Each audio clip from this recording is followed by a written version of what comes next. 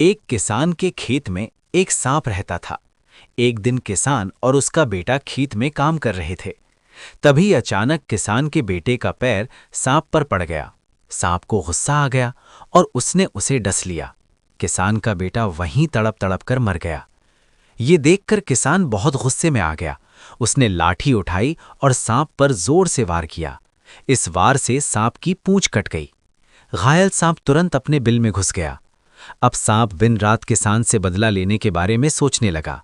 कुछ दिनों बाद एक दिन किसान और उसकी पत्नी रिश्तेदारों से मिलने घर से बाहर चले गए। घर में किसान के जानवर अकेले थे। सांप को मौका मिल गया।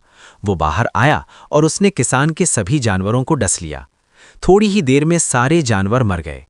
जब किसान और उसकी पत्नी वापस लौटे और उन्होंने अपने जानवरों को मरा हुआ देखा तो किसान बहुत दुखी और गुस्से में आ गया। वो लाठी उठाकर सांप को मारने के लिए जाने लगा। तभी उसकी पत्नी ने उसे रोका और कहा, हम इस दुश्मनी में पहले ही बहुत कुछ खो चुके हैं। हमारा बेटा भी चला गया और अब हमारे जानवर भी मर गए। अगर ये दुश्मनी चलती रही तो और नुकसान होगा। इससे अच्छा है कि तुम जाकर सांप से सुलह कर लो। किसान ने पत्नी की बात मान ली। वो सांप के पास गया और बोला, हम दोनों ने एक दूसरे को बहुत नुकसान पहुंचाया है। आओ अब इस दुश्मनी को खत्म कर देते हैं और सुलह कर लेते हैं। ये सुनकर सांप बोला, तुम अपने बेटे को कभी नहीं भूल सकते और मैं अपनी कटी हुई पूंछ को कभी नहीं भूल सकता। इसलिए हमारे बीच कभी सुलह नहीं हो सकती। ये सुनकर किसान सब समझ गया।